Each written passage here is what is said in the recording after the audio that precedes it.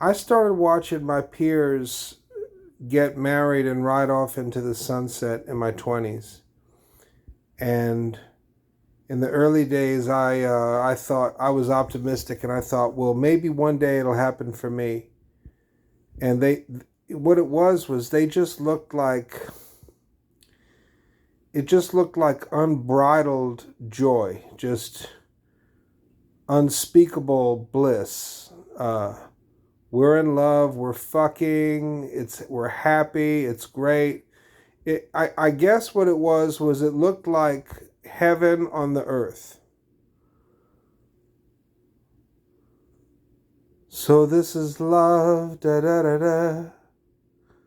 Um, and I thought, oh, maybe one day I'll fall in love and I'll get the heaven on earth as well.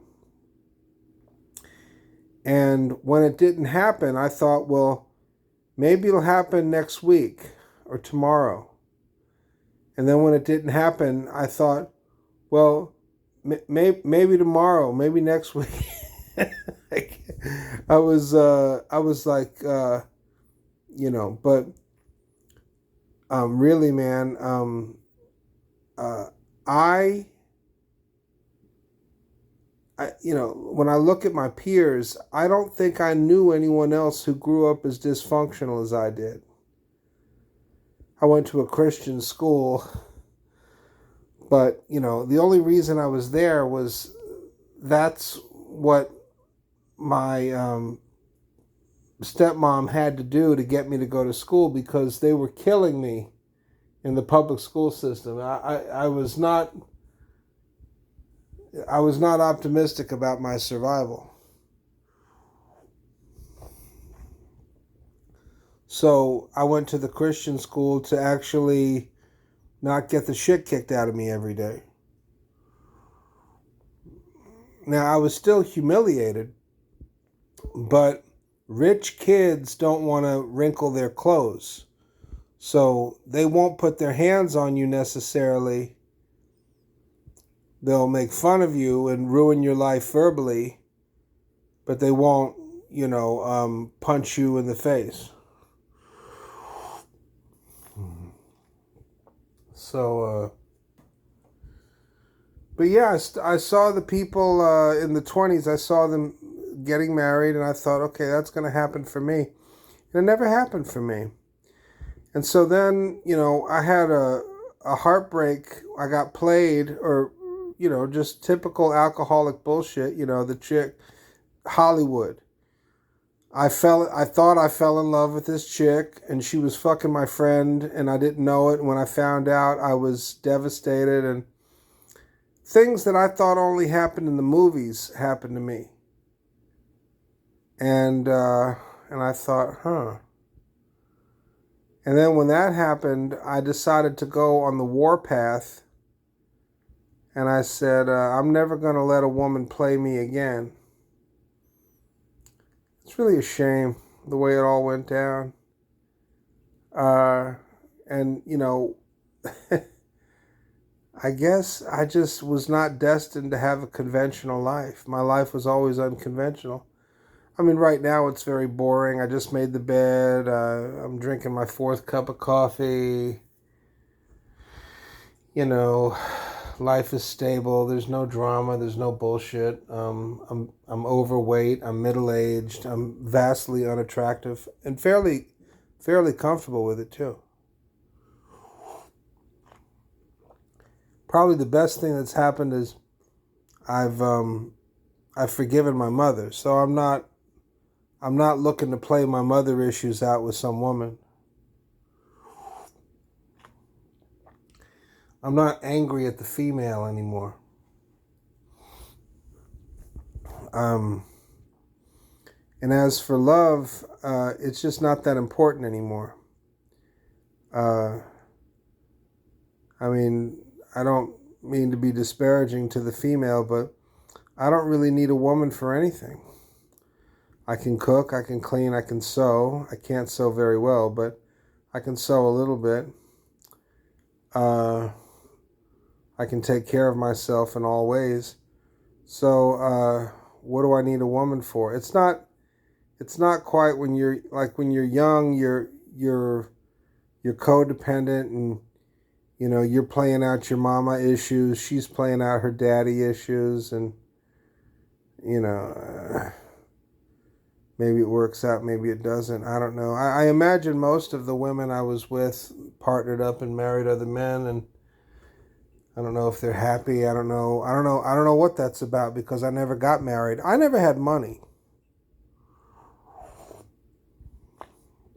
Now, poverty is humiliating for a man, but if you play it right, you will stay out of trouble.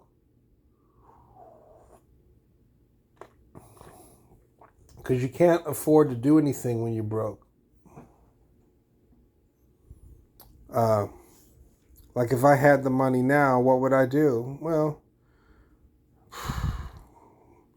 the list would be never ending. I'd have my own spot, a house, some vehicle, maybe a couple vehicles, travel. I would travel. I would go places. I would see stuff. I would go places and see stuff. I would see the battlefields, Revolutionary War, Civil War, World War II.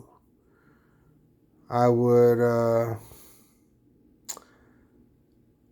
go places and do stuff.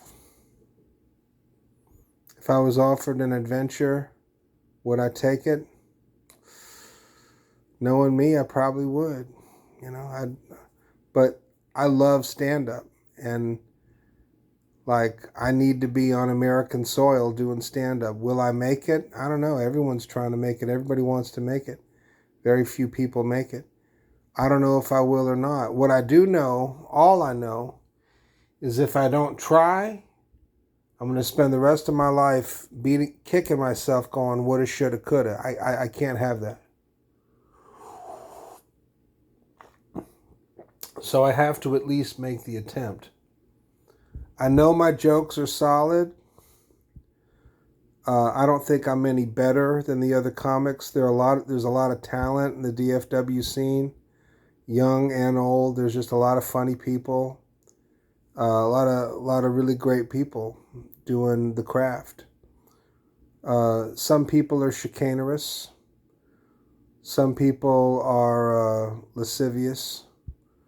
Some people are using too many drugs, and they may or may not survive.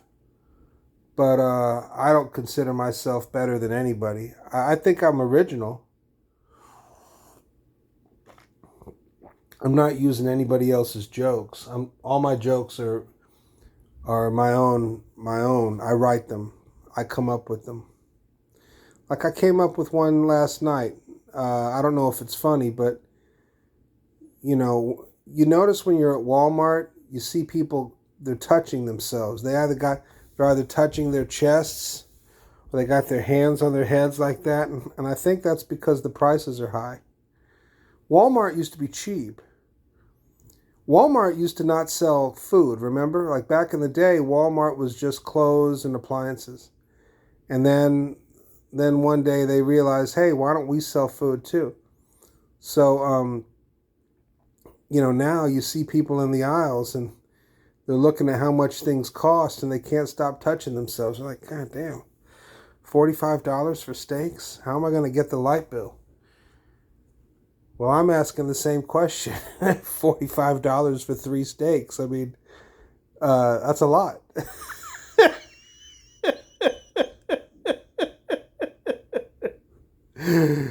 Woo! Sacred cows, man.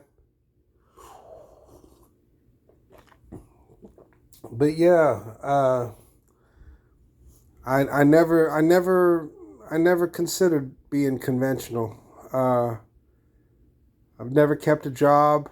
I've never stayed in a relationship. I lost touch with my whole family. I guess I've just never been normal. Sometimes it works in my favor. Other times it makes me feel not a part of and strange and other than, but I can't change it anyway, so why bother? It is what it is,